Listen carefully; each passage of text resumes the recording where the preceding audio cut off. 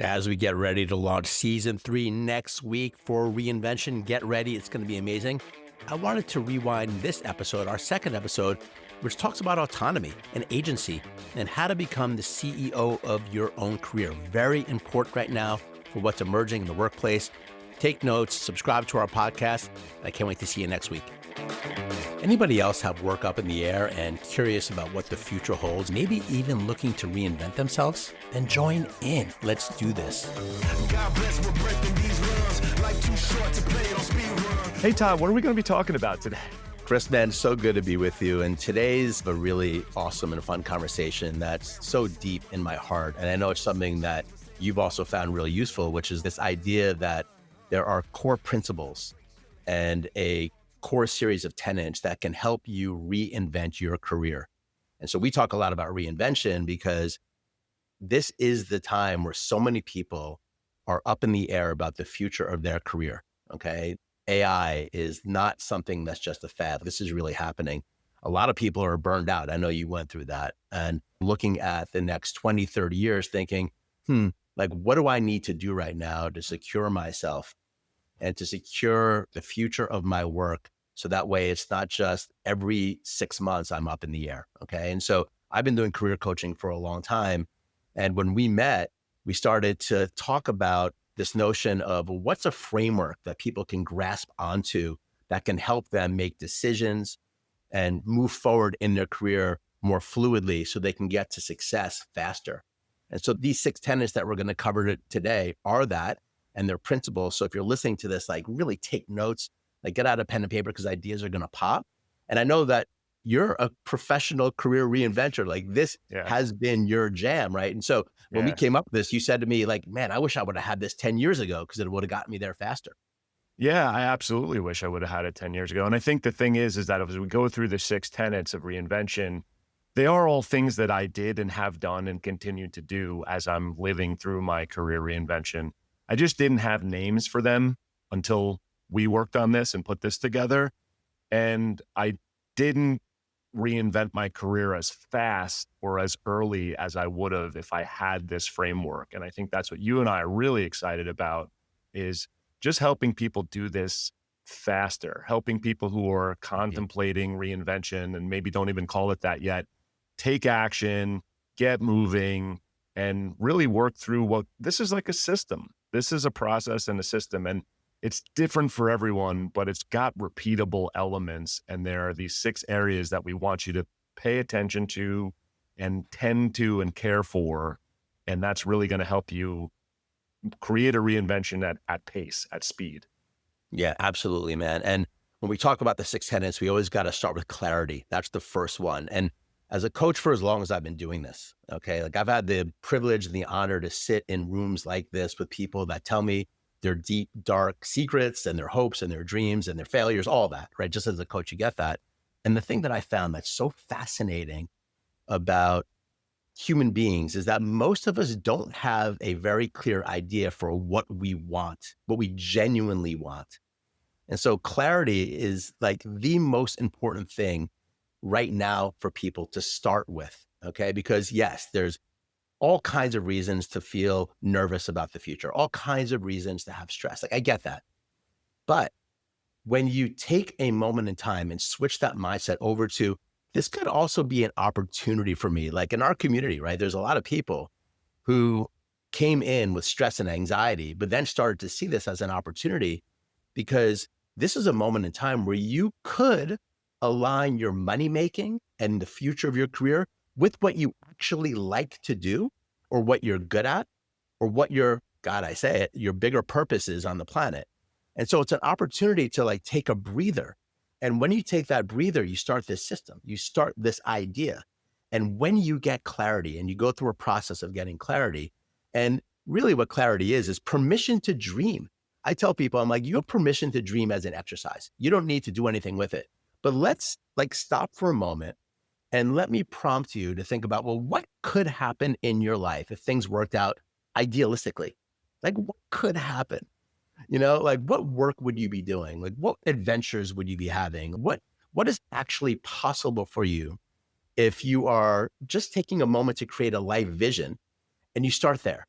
right? You start there because what it does, and I'll hand it over to you because I know you have a lot to share on this Can't piece. But wait. Can't wait. what happens when you get clarity is that it gives you the quality of excitement.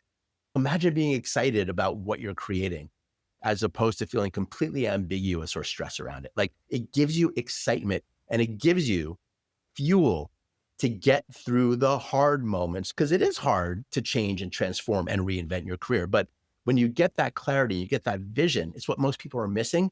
It gives you that fuel. Yeah, it's super important to get that clarity. And that's why it is the first step from our perspective through reinvention. I know that I spent a really long time not taking action because I was just in a corporate setting and I was saying, people would be like, well, what do you want to do? And I'd be like, not this. Mhm. Right. So not have a North Star, to not have clarity, to not have a destination in mind. And I think a nuance too is that you don't have to have it all solved out exactly right from the get-go. Clarity is iterative itself, right? So at this moment, if you're in an anything but this situation, a not this situation, and you can go through the process of getting clarity around what destination am I working towards, that gets you excited, that gets you out of bed, maybe it's a side hustle or whatever it is, you do it without attachment. You're not necessarily going to get that exact ideal vision. And in fact, for me, I morphed through a couple of different phases in my reinvention from what I initially thought. But starting with that clarity is key, that motivator, because just not this, you'll just end up doing that for another year. Another year will pass and you'll not have made any changes because What I love you about need it, oh, sorry. direct. No, go ahead. Yeah, I was gonna say what I love about it so much is that when I like tout this idea of getting clarity and dreaming big, just permission to dream, like I do it on Zoom calls and people just like stare at me, because they don't know, and What? guess what? The most successful people on the planet that not had just monetary success, but like also lived the life of fulfillment. Those people that you look at, you're like, man, like secretly, I wish I was them. They have clarity. They have clarity. They know what they're fighting for. Okay. And now most of us don't, which is why we're stuck in the land of mediocrity, the land of ambiguity, the land of I don't really know. And so when you take it on, and we have practices, right? Like in our community, it's one of the main things that we do. It's not just, oh, get clarity, but the one invitation that I'll give you right now to get practical is to spend a day, okay, where you, at least one day, maybe a weekend, okay, but where you get everything out of the way and you clear your schedule and you try to give yourself some of, your space, my own space. And you start getting out a journal or you just record yourself or just start getting the information out. And you play the game that I'm just going to think idealistically about my future. Like what could happen? What businesses could I start? What adventures could I have? What do I want to be doing with my time that also matches up my money making and my legacy? Start there. Give yourself the space just to do that. And then without attachment, you don't need to be attached to any of this happening. You slowly but surely give yourself something very beautiful that sits in the subconscious and it becomes magnetic, that North Star, because then you start to orient your behaviors and your thoughts with that future.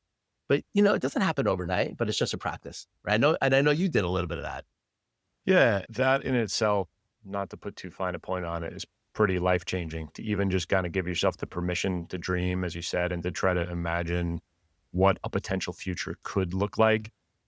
I realized, and I didn't realize it necessarily on my own, I work with people, I work with a coach, I spoke to a therapist, I realized I was making a choice. I was making a choice to put myself over and over again into a corporate situation that wasn't the right fit for me. Mhm. There are reasons why I thought it was something I had to do or I didn't think other options existed. And I know everyone who's in a situation like that has their reasons. But even just the process of, for me, it was pen to paper. Some people like to walk. I know you like to walk and talk, Todd. I know you like to think through these things. For me, just giving myself the permission to dream a little bit, write a little bit, let this out, explore this.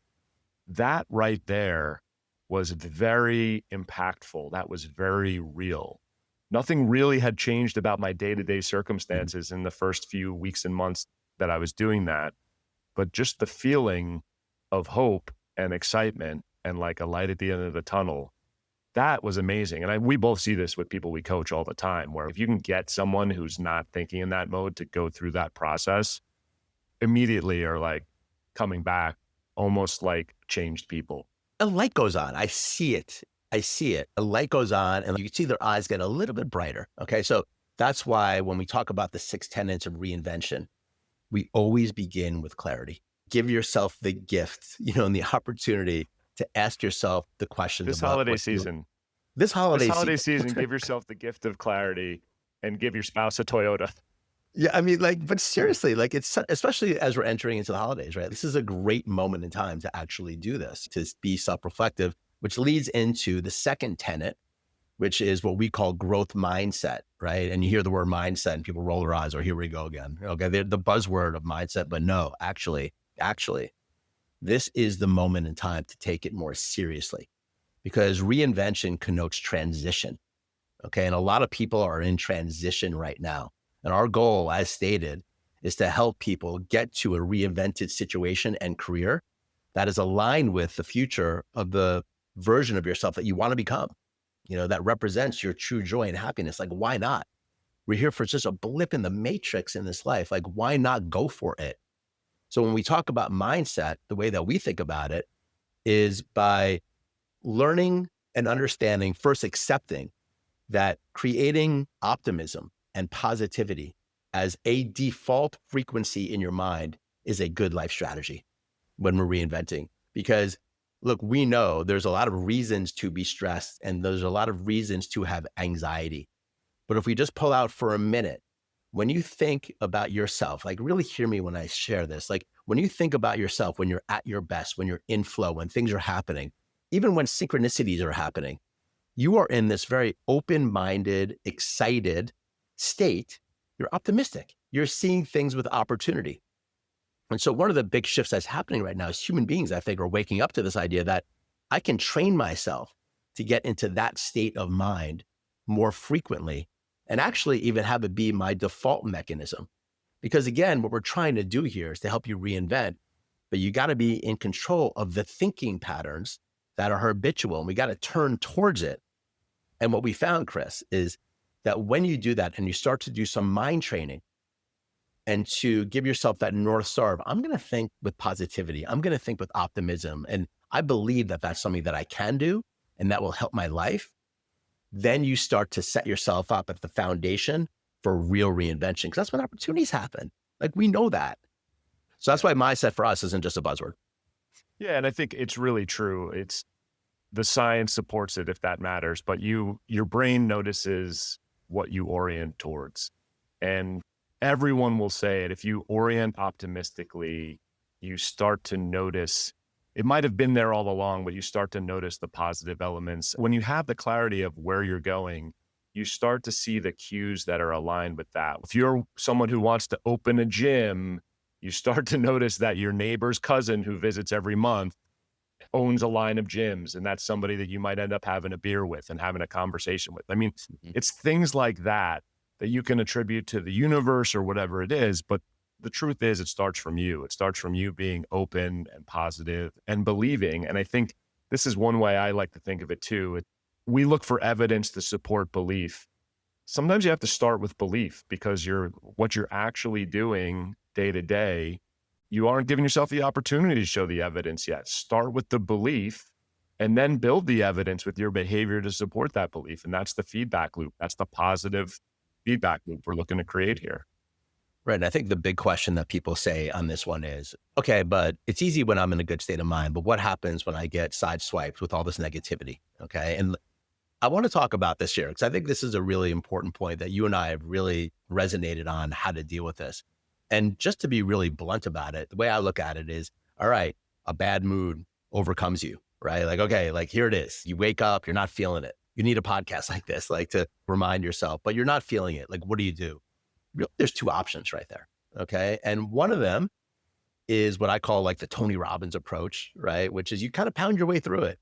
We have a saying that we love: follow your plan, not your mood. You'll hear us say that again and again. Follow your plan, not your mood. It's a really beautiful strategy, right? Where you are literally not allowing that negative version of yourself, those negative thoughts, those limitations, to dominate your behaviors. It means that you get up and you do, and you keep going no matter what. I call this the Tony Robbins approach. I work with Tony. I've interviewed him twice.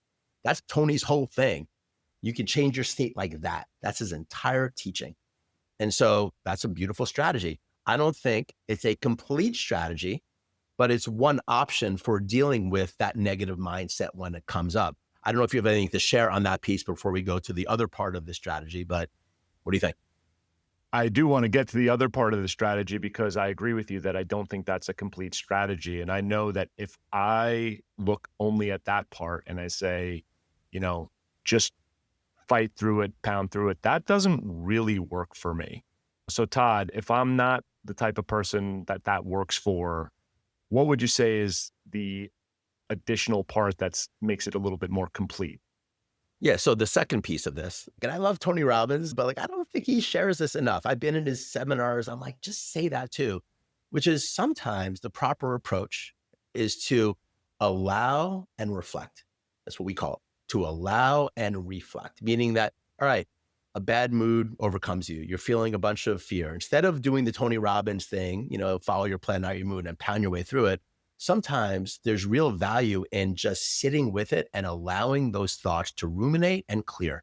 Allow yourself some time to stay in that negative mind state, because squashing it often leads to repressing it, which has reverberations later. We all know this. Now, I want to get a little tactical on this, Chris, because that strategy also can send you down a rabbit hole where you're just constantly self-healing yourself and allowing yourself to process, right? There's balance. I think we want to have, when you're in this place in your life where you're reinventing, you want to integrate a strategy where you allow yourself time to heal, to process information, to feel negative, but you want to be clear that that's not where you're going as a default, which means you want to put a boundary around it. So to get real tactical on this, I've told you that I do this. Like every Friday, I give myself Todd time where I allow myself space just to feel what it is that I'm going through. It's not always negative, but sometimes it is. And I think that allowing yourself to process the information, write it out, listen to music, like allow yourself to feel the negative thoughts with the underlying intention that you're not going to stay there for a long period of time, gets you back into that more positive state while allowing your full human to exist. That's why I think it's a more holistic approach. That's key. I mean, it really is whole. Running away from things, running away from problems, running away from the feeling is not useful in the long run. It's not effective. And I'll say back, pre-coaching, when I was in a corporate role that wasn't right for me, there was a lot of denial in a sense of my situation, right? And we can talk about all the tools that people use for that. Happy hour is a very popular one, right? Rather than actually like living in and accepting that, hey, this feels bad. This isn't right for me. This isn't working. This is a problem. Mm-hmm. And then processing that, right? I mean, like you said, a great point, Todd. We're not talking about wallowing in it. We're not talking about going down that rabbit hole. What we're talking about is with intention. It's almost like a workout. It's like saying, hey, I'm going to allow myself to go into the pain of this so that I can feel it, so that I can get through. And what does that tell me? What's causing this? What do I want to change? What does that mean that I want to change? And that can inform, if we go back to clarity, that can inform your clarity.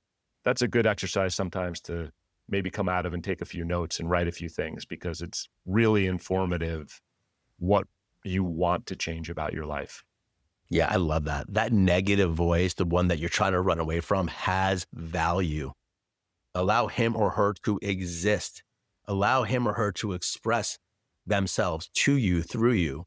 They have value. There's a reason why they're feeling stressed. These are old stories. Like, they're old patterns that are just coming up as adults, right? So we need to allow ourselves the time to understand them and then move through, which is why when we talk about growth mindset in terms of career reinvention, it's very relevant, which is why I believe our system is really working for a lot of people, because we're talking about not just tactical stuff, but the real stuff. Like, how are you orienting? What are your beliefs? What are your perceptions? Which I really think, gets you to the promised land faster.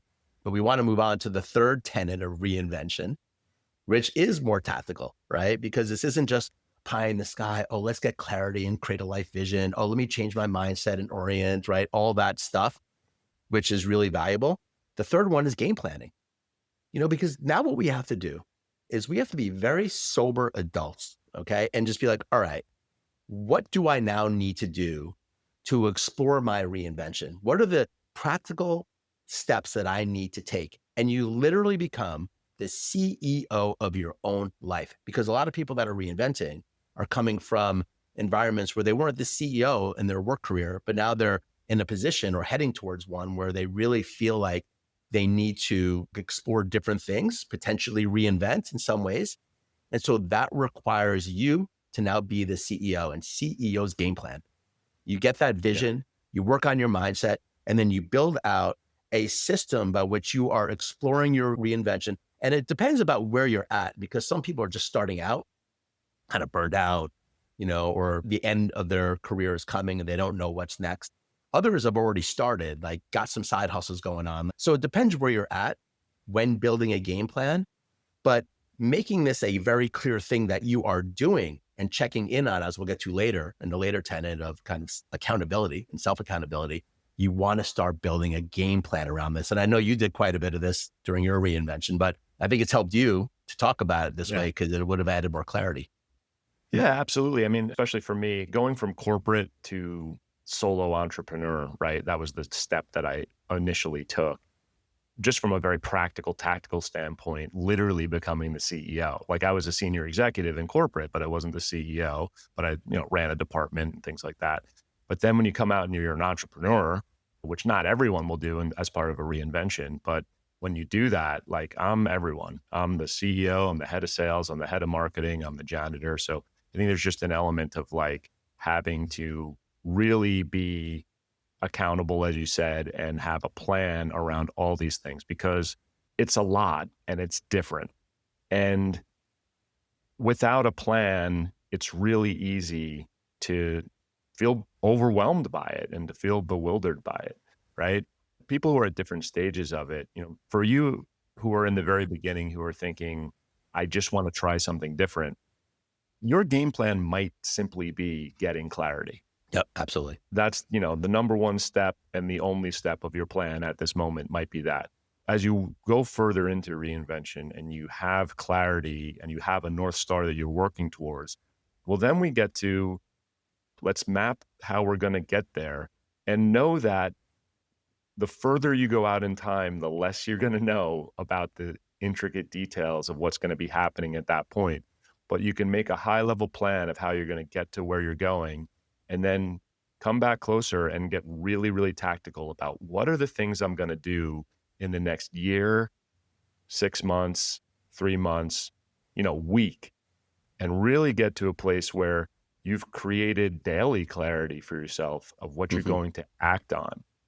Because especially if you're still in your current situation that's not working for you, really easy if you don't have a game plan to just get distracted by the day-to-day and just keep pushing this thing off. And I know we're working with a couple of people in our community, Todd, that we're really helping them commit to cordon off that time, each week or each day or whatever works for them, to make sure they're moving their reinvention forward while they're doing all these other things in parallel that are existing, right? And there's a lot of satisfaction that comes from that for them, to committing to the game plan and executing it come hell or high water. It's so well said, brother. I'm glad that you said that. And, it just takes me back to the whole premise of this thing, this idea that careers are up in the air for a lot of people. And reinvention is a term that represents this idea that I need to think creatively about the future of my work, the future of my money making. And we came together and are putting forth a process that have 6 main tenets by which you can scroll through to potentially create success faster in whatever avenues end up lighting you up or being really successful. And I think what most people don't understand, and I've been doing this for 20 years, that there really is a predictable map for reinvention. And it starts with, sometimes we call it stage 1, level 1, where either you're at your current job, right? And it's ending, AI's coming, or you're burned out and you don't love it. And you just know you need a change. There's a lot of that right now. And for people in that stage, it starts with the first tenet, clarity, right? Like that's what people are working on. They need to get clarity. And then what happens, because I've seen this again and again, is that people start to open up to the idea, all right, let me work on my mindset. Let me start thinking about some new things that I could do, through the clarity process. Let me start making a game plan. And all of a sudden there's a couple of other opportunities that maybe are a little bit surprising, and okay, I can start having different types of conversations. This is reinvention. Okay. And that's why having a game plan is so very important. And now we get to the fourth tenet, which to me is like the crux of it. Okay. And that's why there's somewhat of a linear pathway here. But the fourth one is taking action. Reinventors need to be taking action. And again, if you're in that first stage, the action you most likely need to take is getting clarity about what you want, taking that beat, taking the advice and the coaching that we've done this with thousands of people, say, hey, like literally get clarity. But if you are now in that next phase, it could be making new connections. It could be starting to earn revenue in different ways. It could be putting out your shingle in a different way. Like this is where it gets juicy.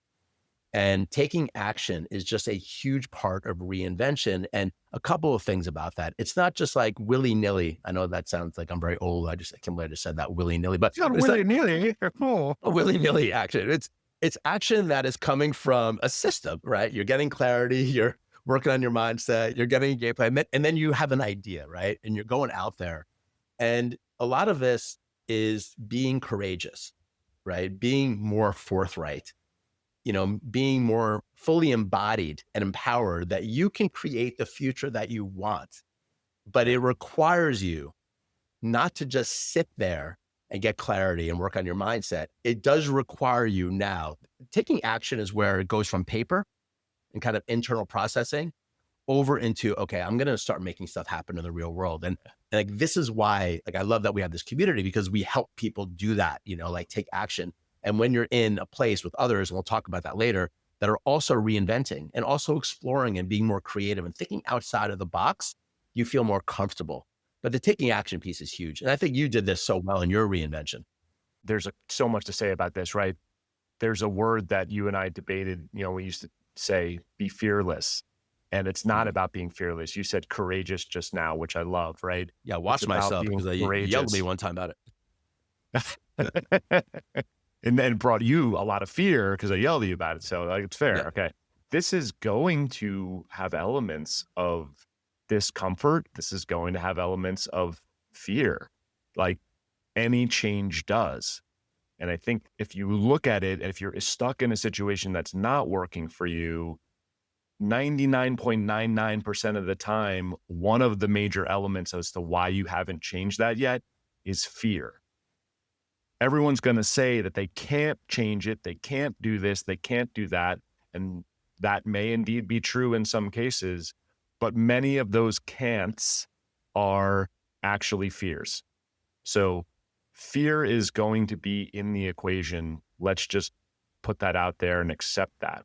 But you act courageously, and it's called taking action at this phase because, like you said, Todd, love this as well. It's not just thinking and thinking and thinking and thinking. Like, I'm a problem solver, right? So when I was realizing that I've got to change something about my career, this is not working for me, I did a lot of theoretical problem solving, theoretical thinking.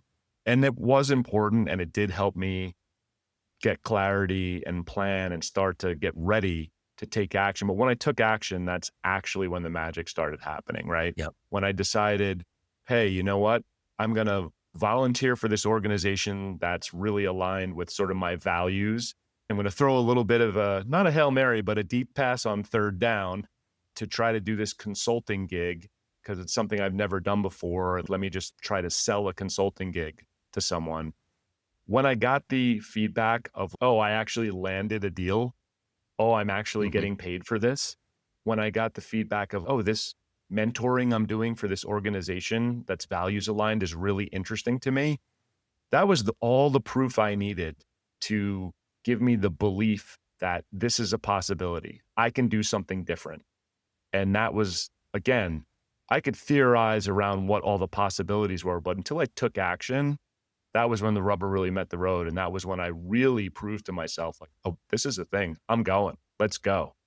Yeah, I love that. And also multiple streams of income, like starting to earn money in different ways, even if it's very little in the beginning. I had a client who was being shown the door at his job. And I think I might have talked about this before, but he wanted to be a public speaker more than anything. And he had a workshop idea that he eventually sold to his last employer and made a bunch of money doing it. And it was like Christmas morning for the guy because he had never thought that he could make money doing that. But when you take action and you start even doing it connected with your revenue, making money, right? Like even if it's very small in the beginning, these doors open up. It's very, very powerful. And I think this is why this reinvention conversation is just so important right now, because people need to think a little bit more creatively.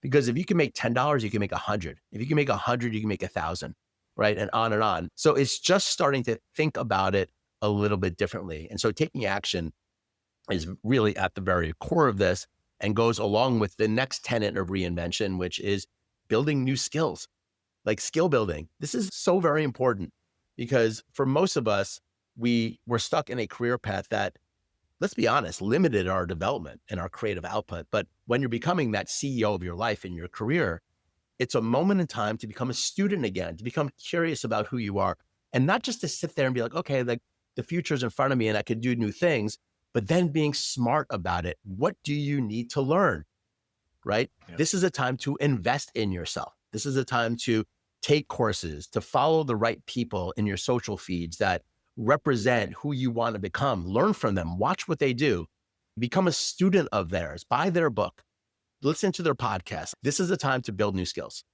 Okay. And the people that do this will reinvent way faster than the ones who don't. And I think you, from my understanding of your reinvention story, did a little bit of that, but then kind of had a wonky roller coaster ride with building new skills until I think it clicked in for you that, wait a minute, I need to speak. I need to talk. I need to take this a little bit more seriously. And that's propelled you.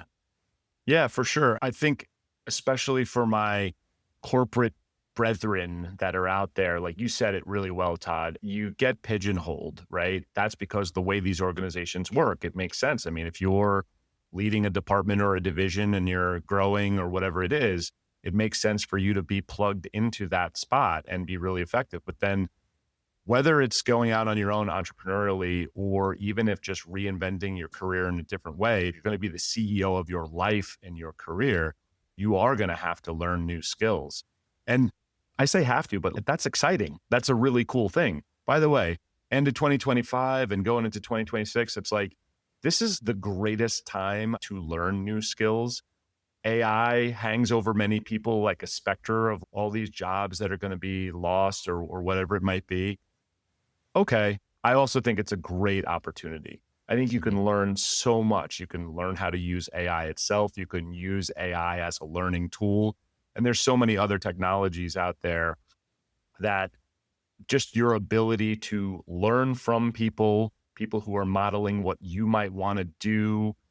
Social media, we think, is a great tool, obviously, just to find out what people are doing and open up your possibilities. Like all the stages of reinvention actually can be served by all the technology and tools that are out there. So be drawn and follow those threads and experiment and play around a little bit. But then also just from a skill building perspective, like if I talk about my own story, I think it's important to say to people, because I can imagine already there's people who will be listening to this that'll say, well, I've done this thing for 20 years. I have these skills. How am I going to build all these other skills at this stage in my life or my career? You're going to need to build new skills, but you've also got way more skills and abilities than you probably give yourself credit for, than you probably even would put on your resume when you're applying for the same old job. And I know that when I first came out as a solo entrepreneur, I was really looking at it like, oh, I'm starting from scratch. But I'm tapping into a lot of the skills that I had in my corporate career, and I'm building on them, because you have negotiation skills or you have technical skills that can translate. You have a lot of those transferable skills that you just have to deploy them in a different way and bolster them and commit to polishing them. And frankly, today, things change so fast, just keeping things up to date. Mm-hmm. It's so well said, meaning you already have a lot of skills that you're not necessarily valuing can accelerate your reinvention. And so realizing that you already have the tools, some of it is just rejigging. And I think that's really wise.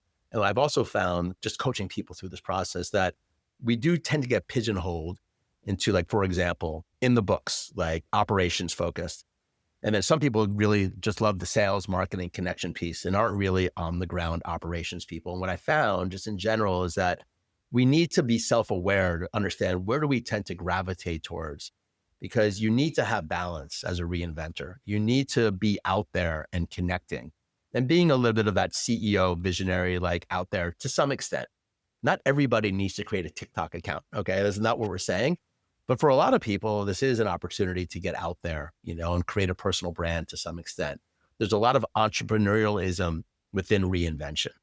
And so understanding that you do need to learn communication and sales and marketing and presenting, or even digital marketing in some way, or AI, using AI, or you need to learn how to build a business and build a financial plan and have projections and other things that we'll talk about on this podcast, right? Like really planning out financially your reinvention. It's a huge topic that I know we're both excited to get into and to provide for people. So you have something else to share on this piece? I just wanted to add that thinking about our reinvention community, what I think is a really cool thing is some of the people that we have on the community calls is you see the different skill sets, right? So you see more operational people, you got people who are maybe more like tech or development, and then you got people who are more like visionary, and the cross-pollination, even of people who are doing their own thing, just the conversations that they have in the reinvention community can be really powerful in helping each other understand maybe their blind spots, because you kind of don't know what you don't know sometimes. And it's really great to hear it from somebody live, a real human being, as opposed to just going on the internet and trying to Google or AI your way to getting the answer. And also a really cool thing, again, I'm a solo entrepreneur, but now I'm a business partner with you, Todd, and we have a complementary set of skills. I mean, there's a lot of operational stuff that you're really capable at that I'm like learning from you, but also you're doing for us, right? And it's maybe there's something even that I add to the table. I don't know what it is. But in any case, the point being is that getting out there and having clarity and communicating what it is that you want to do and connecting with people, and like you said, being a visionary as you're the CEO of your own life, the connections you make with other people, you can build something that's bigger than the sum of its parts. So well said. And it leads into the last tenet, the sixth tenet of reinvention, which is, I'm going to say this, and I want y'all to really get this. Being isolated is the enemy of successful reinvention. Like, this is not the time to be completely isolated. Okay. And that's why, as our sixth tenet, we talk about accountability. And accountability means two things. Okay. Number one, self-accountability. Okay. And this is some of the stuff that we do in our community. We give tools that help people self-assess how they're doing in their reinvention. And I got this point hammered home when I read Tim Ferriss's book years back. And he said something that really changed my life. He said, the fastest way to change any behavior is to track it. Think about that. The fastest way to change any behavior is to track it. And then he went on to explain that when you track things consistently, it raises your self-awareness. And just the act of raising your self-awareness changes your behaviors. This is so relevant for reinventors, like self-assessment, understanding where you're at in the process, and having a system by every week. You check in with yourself to a pre-built system where you have self-identified, these are the things that I need to look at how I'm doing. It doesn't have to take forever, but it's a very smart tool. So that's self-assessment. And then the other part of accountability is what you just shared. Having others support you. Okay, finding other reinventors, people who are in the same boat as you, is such an accelerator for everything we've talked about, like having a good mindset, getting clarity, building new skills, like all of it. Because there's other people out there that can help you and they want to help you. Now, oftentimes the people that are in your life, could be your partner, could be people that you used to work with, may not be the best accountability partners in your reinvention, because they may not be as excited about you changing everything or potentially changing things or reinventing.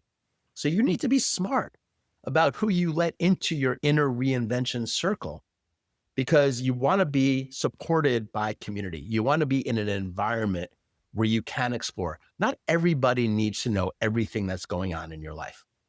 Okay. And I say this with a lot of love, because when I coach people, there's a lot of stuff in marriages and partners where people, have a problem communicating this idea that, well, my career isn't really doing it for me. or I'm being shown the door, or I'm thinking about opening up this, pickle tennis career, or coaching pickle tennis all of a sudden. I mean, this is what happens in reinvention. New ideas emerge, but you do need to explore that, and you need to find people that are also exploring that freely. And sometimes the people that are closest to you are not going to offer that support, and it doesn't make them bad people. Like, they're fine people. No. They're just not ready to hear all that. And it's a really important point for how to find accountability. I think even the really, really supportive people who are closest to you are going to often have a hard time understanding, especially if you're in that early stage of reinvention and it's not this, but you don't know quite what it is, and you're still exploring and getting clarity about that. I mean, think about that just practically. If you can't communicate really what it is, how are they going to understand? They might love you and support you and try their best, but they're not going to be great sounding boards for it, which, again, I love that about our community, because you come in the door essentially and it's a safe space. Everybody there is reinventing. And so we're all open and we're just sharing. We're really like getting into the work of doing it. And there's no judgment or no attachment to what we think your static persona or who you are in our life should be. So I think that's a really cool part of it. I think the self-accountability element, I think, is really important too. I'm going to hold up my Whoop, right? Mm-hmm. If you have a Whoop or a Fitbit or an Apple Watch or whatever it is, here's what I love about it. My wife makes fun of me because she's like, oh, did your Whoop tell you that sleeping is good and drinking is bad again? Good thing you have that, right? But at the same time, it really is helpful to have the data, for me at least, the way, to visually see green day, yellow day, red day. Oh, I worked out too hard yesterday. Oh, I drank a couple beers on Saturday night. How does that affect me? Whatever. It's really good to get that feedback and that data. And that's exactly what we're talking about in terms of self-accountability and accountability with partners or a community or whoever you're with. It's really easy when you're in the day-to-day to think it's going well or think it's going poorly or whatever it is. You have to step back and look at some metrics and be objective and measure it and come back and say, oh, that was a 5 out of 10 last week and now it's a 6 out of 10. It doesn't feel that different maybe, but if you actually objectively look at it, you're going to know that you're moving the needle. And that's really important, especially as you're in a new mode, you're reinventing, you're trying something new. We want to make sure that you get the positive reinforcement to keep moving down that path. Or if you're not going down the path, well, then figure out, okay, I've got to take some time, step back and adjust. You show the Whoop, and it's like so common. Everyone's tracking all their metrics, but we're not tracking like how we're doing in other areas of our lives. Like, all you need to do is extrapolate it out and build a system of self-accountability that is such an amplifier for creating success in your life and fulfillment. It's just amazing what happens when you do this. So I just want to recap. Okay. So again, we're talking about reinvention. We just covered accountability, and there's 6 tenets. You're going to hear us like verbatim. We're going to tattoo it in your heart and your mind, especially if and when your career is up in the air to some extent and you're looking at new avenues for success and you're looking to land like financial security for your future, not just in the next 6 months, but over the next 6 years or 20 years. Okay. This is what reinvention is about.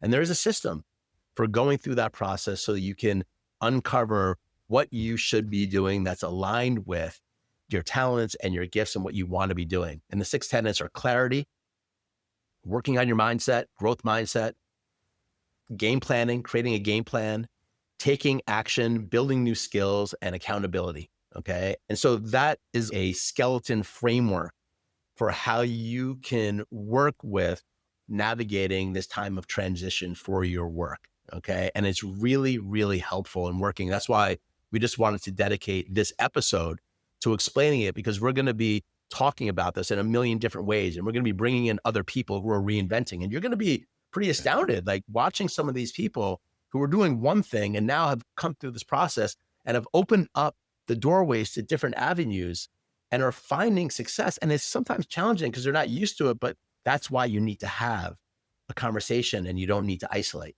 Okay. So just super grateful, Chris, to be doing this with you. It's so much fun to be talking about these 6 tenets. I could do this for like 7 hours, like straight. I know. And I appreciate you, man. Yeah, man, I appreciate you too. I love this. I love this topic. I love working with people through this and helping the people in our community. And hopefully this helps a lot of new people too. Yeah. And we'll see you in our next episode. And we just can't wait to be with you. Thanks so much.